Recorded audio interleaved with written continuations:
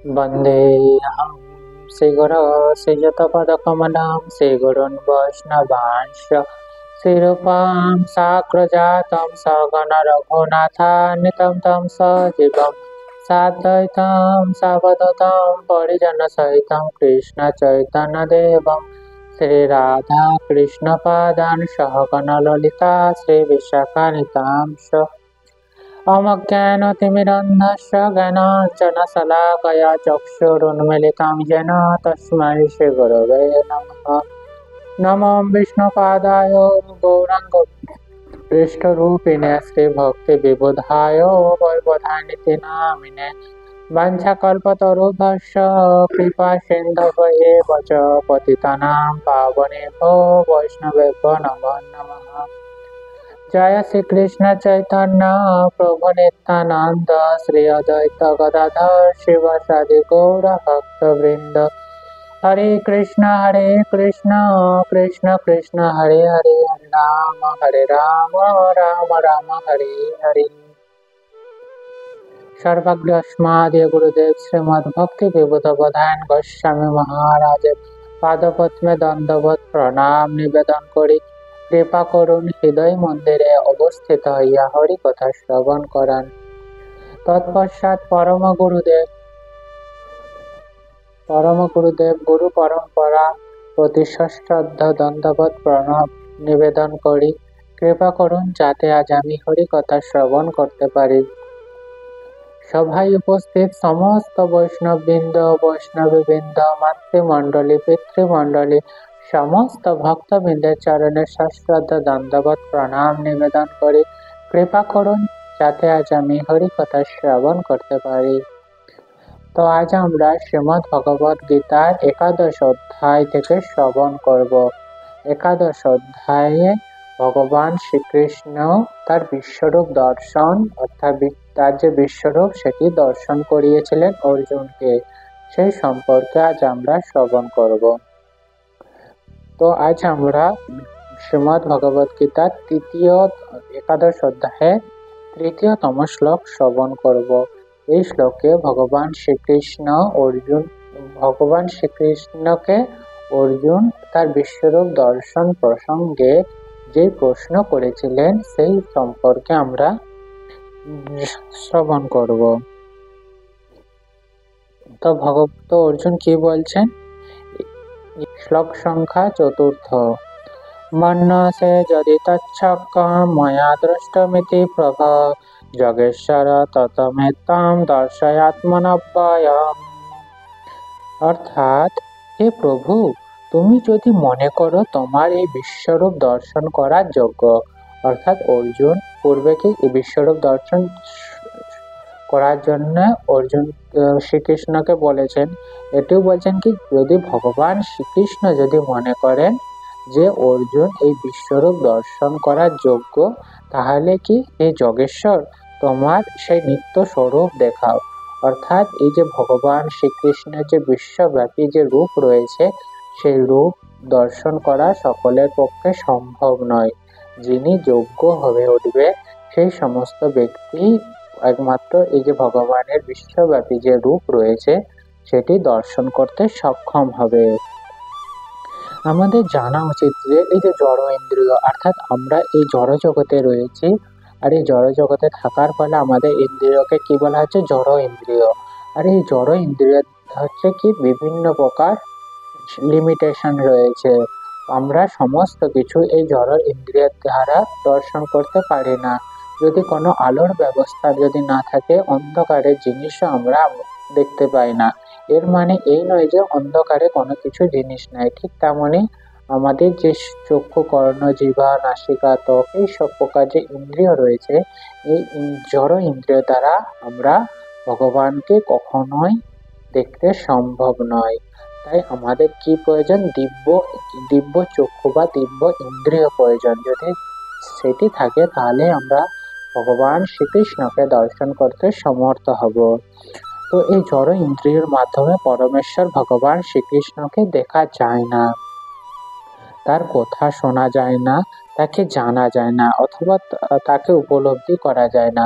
অর্থাৎ তাহলে আমরা কি জানলাম, আমাদের এই জড় ইন্দ্রিয়ের দ্বারা ভগবান শ্রীকৃষ্ণকে আমরা দেখতে সক্ষম হব না। আমাদের যে কর্ণের মাধ্যমে আমরা যে শ্রবণ করে থাকি, সেই ভগবান শ্রীকৃষ্ণ সম্পর্কে আমরা শ্রবণও করতে সমর্থ নই। অর্থাৎ আমরা যে বিভিন্ন প্রকার জিনিস জানি, ভগবান সম্পর্কেও যে আমরা জানতে পারবো এই জড় ইন্দ্রিয়ের মাধ্যমে, সেটিও সম্ভব নয়। এবং তাকে যে জানার পর যে উপলব্ধি, সেটিও আমাদের পক্ষে সম্ভব নয়, শুধুমাত্র যদি আমরা এই জড় ইন্দ্রিয়ের উপর বশবর্তী হয়ে ভগবানকে জানার চেষ্টা করি। কিন্তু প্রথম থেকে প্রেম ও ভক্তি সহকারে, অর্থাৎ তাহলে আমরা কি ইন্দ্রিয়ের মাধ্যমে আমরা জানতে পারবো না? তাহলে কি জানার কোনো উপায় নেই? জানার উপায় অবশ্যই আছে। সেটা হচ্ছে কি, ভগবান শ্রীকৃষ্ণের প্রতি প্রেম ও ভক্তি। আর এই ভক্তি হচ্ছে একটা মাধ্যম, এই মাধ্যমের মাধ্যমে আমরা ভগবান শ্রীকৃষ্ণকে সঠিকভাবে জানতে সক্ষম হব। তো প্রেম ও ভক্তি সহকারে ভগবানের অপ্রাকৃত সেবায় যদি আমরা নিজেদেরকে নিয়োজিত করি, তবেই ভগবানকে দিব্য দর্শন করার, ভগবানকে আমরা দর্শন, দিব্য দৃষ্টি আমরা লাভ করতে পারি। অর্থাৎ আমাদের এই যে বর্তমান যে দৃষ্টি শক্তি, এই দৃষ্টি শক্তির মাধ্যমে আমরা কখনোই ভগবানকে দর্শন করতে সক্ষম নয়।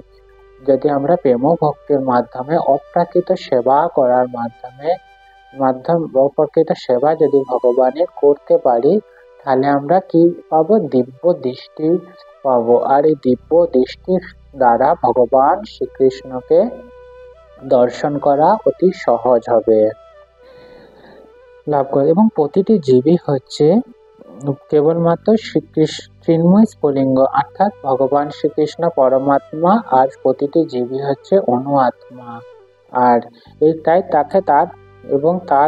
তাই তার পক্ষে পরমেশ্বর ভগবানকে দর্শন করা বা উপলব্ধি করা সম্ভব নয়। আমরা ভগবানের অংশ হতে পারি, কিন্তু ভগবান যেহেতু বিভু, আর আমরা অত্যন্ত অনু বা অতি ক্ষুদ্রাতি ক্ষুদ্র, আর এই অতি ক্ষুদ্রাতি ক্ষুদ্রের পক্ষে ভগবানকে উপলব্ধি করা অতি সহজ নয়। একমাত্র সম্ভব যদি ভগবান নিজ কৃপা করে তাকে তিনি আমাদের সামনে নিজেকে উপস্থাপনা করে, তাহলেই সম্ভব। অর্জুন কি ছিলেন? অর্জুন ভগবান শ্রীকৃষ্ণের যেমন সখাও ছিলেন, ঠিক তেমনি ভগবত গীতা অধ্যয়নের মাধ্যমে আমরা জানতে পারি অর্জুন ছিলেন ভগবত ভক্ত, অর্থাৎ ভগবান শ্রীকৃষ্ণের ভক্ত ছিলেন। তাই তিনি ভগবান শ্রীকৃষ্ণের পরমেশ্বর তত্ত্ব সম্বন্ধে সম্পূর্ণভাবে অবগত ছিলেন।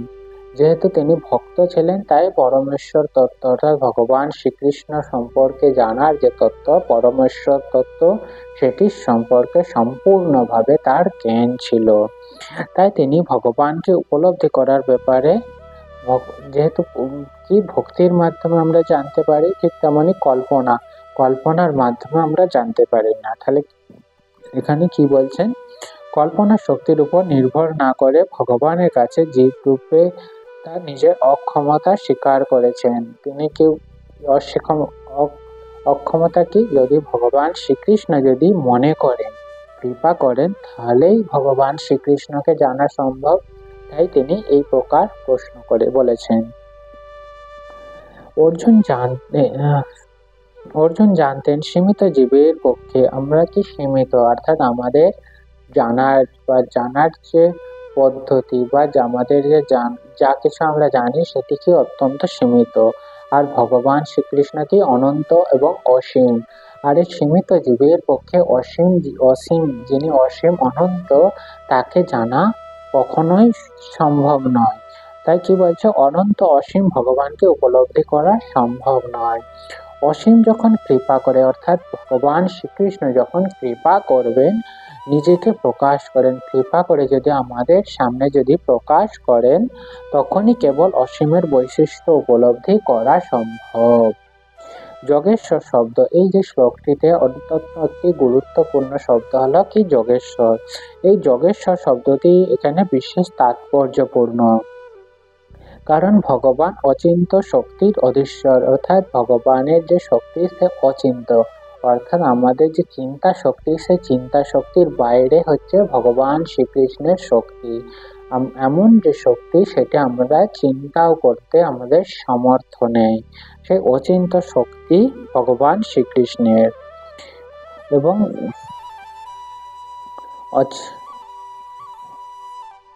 অর্জুন অনন্য ভক্তি সহকারে তাহলে কি ভগবান শ্রীকৃষ্ণ অচিন্ত শক্তির অধীশ্বর। যদিও তিনি অসীম অনন্ত, তবুও তার অহৈতুকী কৃপার প্রভাবে, অহৈতুকী অর্থাৎ যেখানে হেতু বা কোনো কারণ থাকবে না, যে আমি কোনো কিছু কার্য করছি, সেই কার্য করার ফলে ভগবান শ্রীকৃষ্ণ আমাকে সেটি প্রদান করছে, সেটি নয়। এটি অহৈতুকী, মানে কোনো প্রকার কারণ নয়, অর্থাৎ ভগবানকে জানার আমাদের কোনো প্রকার সামর্থ্যই নাই, কিন্তু ভগবান কৃপা করে আমাদের যখন জানাচ্ছে, সেটিকে বলা হচ্ছে অহৈতুকী। সেই অহৈতুকী কৃপার প্রভাবে তিনি নিজেকে প্রকাশ করতে পারেন। আর যখনই ভগবান শ্রীকৃষ্ণ নিজেকে অহৈতুকী কৃপার মাধ্যমে প্রকাশ করতে পারেন, তখনই আমরা ভগবান শ্রীকৃষ্ণকে জানতে সক্ষম। তাই অর্জুন এখানে ভগবানের অহৈতুকী কৃপা প্রার্থনা করছেন। তিনি শ্রীকৃষ্ণকে আদেশ দিচ্ছেন না যে আমাকে বিশ্বরূপ দর্শন করাও, এই প্রকার আদেশ নয়। তিনি ভগবান শ্রীকৃষ্ণের কাছে কৃপা প্রার্থনা করছেন, কারণ এই কৃপা শক্তির মাধ্যমেই ভগবানকে জানতে আমরা সক্ষম।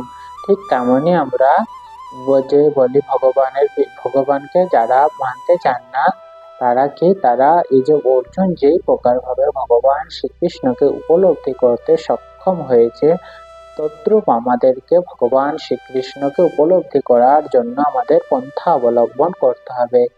এই প্রকার পন্থা যদি আমরা অবলম্বন করতে পারি, ঠিক অর্জুন যেরকম ভাবে উপলব্ধি করতে সক্ষম হয়েছে, ঠিক একই প্রকার আমরাও ভগবান শ্রীকৃষ্ণকে উপলব্ধি করতে সক্ষম। তাই আমাদের কি উচিত, মহাজন যারা তাদের পদাঙ্ক অনুসরণ করে ভগবান শ্রীকৃষ্ণকে আমাদের জানা উচিত। আমরা নিজ চেষ্টায় কখনোই ভগবান শ্রীকৃষ্ণকে জানতে পারবো না। আমাদের পূর্বতন আচার্যরা যেইভাবে ভগবান শ্রীকৃষ্ণকে উপলব্ধি করার পন্থা বলে গেছেন, সেই প্রকার পন্থা আমাদেরকে অবলম্বন করতে হবে। আর আমরা যদি সেই প্রকার পন্থা অবলম্বন করি, তবেই ভগবান শ্রীকৃষ্ণ আমাদের প্রতি কৃপা করবেন এবং নিজেকে আমাদের সামনে উপস্থাপনা করবেন। তখনই আমরা ভগবান শ্রীকৃষ্ণকে দর্শন করতে সক্ষম হব। অন্যথায় ভগবান শ্রীকৃষ্ণকে কখনোই আমরা দর্শনে সক্ষম হইব না। তো সমর্পণ, তাই ভগবান শ্রীকৃষ্ণকে এখানে কি অনুরোধ করছেন, কৃপা প্রার্থনা করছেন, যে আদেশ করে যে বিশ্বরূপ দর্শন করাতেই হবে এই প্রকার নয়। এবং কি অনন্য ভক্তি সহকারে ভগবান শ্রীকৃষ্ণের সেবা করার মাধ্যমে নিজেকে সর্বতভাবে শ্রীকৃষ্ণের চরণে আত্মসমর্পণ না করলে, অর্থাৎ সমস্ত কিছু দিক দিয়ে ভগবান শ্রীকৃষ্ণের পাদপদ্মে নিজেদেরকে আত্মসমর্পণ করতে হবে। আর এই আত্মসমর্পণই হচ্ছে ভগবানকে জানার হচ্ছে মূল চাবিকাঠি। ভগবানের পাদপদ্মে যদি আমরা নিজেদেরকে আত্মসমর্পণ করি, তাহলেই ভগবান শ্রীকৃষ্ণকে আমরা জানতে সক্ষম হব। এবং সমর্পণ না করলে, যতক্ষণ আমরা নিজেদেরকে আত্মসমর্পণ করি ভগবানের পাদপদ্মে, ততক্ষণ ভগবান শ্রীকৃষ্ণ নিজেকে আমাদের সামনে প্রকাশ করেন না, তিনি গুচ্ছভাবে থাকেন। আর যখন তিনি আমাদের সামনে নিজেকে প্রকাশ করবেন না, আমাদের কোনো সামর্থ্যই নাই যে ভগবানকে আমরা জানতে পারবো। এইভাবে যারা নিজেদের মানসিক চিন্তা শক্তির উপর নির্ভর করে আছেন, অর্থাৎ যারা বলেন আমরা আমাদের বুদ্ধি বা মেধা শক্তির মাধ্যমে ভগবানকে উপলব্ধি করব বা জানতে পারবো, এই প্রকার ব্যক্তিদের পক্ষে কখনোই সম্ভব নয়। তাদের পক্ষে শ্রীকৃষ্ণকে দর্শন কখনোই সম্ভব নয়। তাই আমাদের উচিত ভগবান শ্রীকৃষ্ণকে দর্শন করতে গেলে ভগবানের কৃপা শক্তির উপর নির্ভরশীল। এরপর আমরা শ্রীমদ্ ভগবদ গীতার যে মাহাত্ম্য রয়েছে, সে মাহাত্ম্য আমরা শ্রবণ করব। গীতা মাহাত্ম্য। চৌর্যম কৃত্তা চ গীতায়া পুস্তকম সমানয়েৎ নতস্য সফলম কিঞ্চিৎ পথঞ্চ বৃথা ভবেৎ। গীতা পুস্তক যে চুরি করে আনে, তার কিছুই সফল হন না এবং পাঠও তার বৃথা হয়ে যায়। যশ্রুতা নৈব গীতাঞ্চ মদতে পরমার্থ নৈব তস্য ফলম লোকে প্রমতস্য যথাশ্রমঃ। যে ব্যক্তি গীতা শ্রবণ করে পরমার্থ আনন্দ পায় না, অর্থাৎ আমরা গীতা যদি শ্রবণ করি, শ্রবণ করার পর যদি আমরা আনন্দ উপলব্ধি না করতে পারি, তাহলে কি হচ্ছে, পাগলের পরিশ্রমের মতো সে কোনো ফলই পায় না। অর্থাৎ পাগল কি সারাদিন বিভিন্ন প্রকার পরিশ্রম করে, কিন্তু পরিশ্রম করলে কি সবই হচ্ছে বৃথা।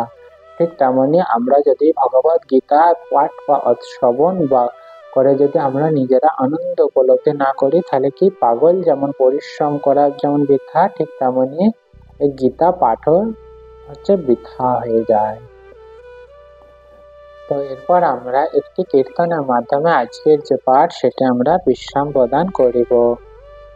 হরি হরায় নম কৃষ্ণ যাদবায় নম যাদবায় মাধবায় কেশবায় নম গোপাল গোবিন্দ রাম শ্রী মধুসূদন গিরিধারী গোপীনাথ মদন মোহন শ্রী চৈতন্য নিত্যানন্দ শ্রী অদ্বৈত সীতা হরি গুরু বৈষ্ণব ভাগবত গীতা শ্রী রূপ সনাতন ভট্ট রঘুনাথ শ্রীজীব গোপাল ভট্ট দাস রঘুনাথ। এই ছয় গোসাইয়ের করি চরণ বন্দন, যাহা হইতে বিঘ্ন নাশ অভীষ্ট পূরণ।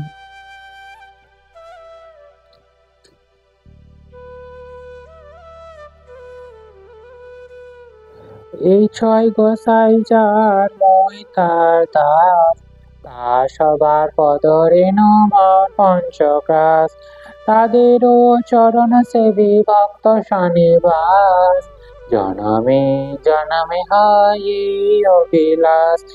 এই ছয় গোসাই যবে ব্রজে কৈলাবাস, রাধা কৃষ্ণ নিত্য লীলা করিলা প্রকাশ, আনন্দে বল হরি ভজ বৃন্দাবন, শ্রী গুরু বৈষ্ণব পদে মজাইয়া মন, শ্রী গুরু বৈষ্ণব পাদ পদ্ম করিয়ার, নাম সংকীর্তন করে নরোত্তম দাস। হরে কৃষ্ণ কৃষ্ণ কৃষ্ণ হরে হরে, হরে রাম রাম রাম হরে হরে। নিতাই গৌর হরি বল হরি বল, হরি বল হরি বল, নিতাই গৌর হরি বল হরি বল, হরি বল হরি বল, নিতাই গৌর হরি বল হরি বল, হরি বল হরি বল। জয় শ্রী নিতাই গৌর প্রেমানন্দে হরি হরি বল।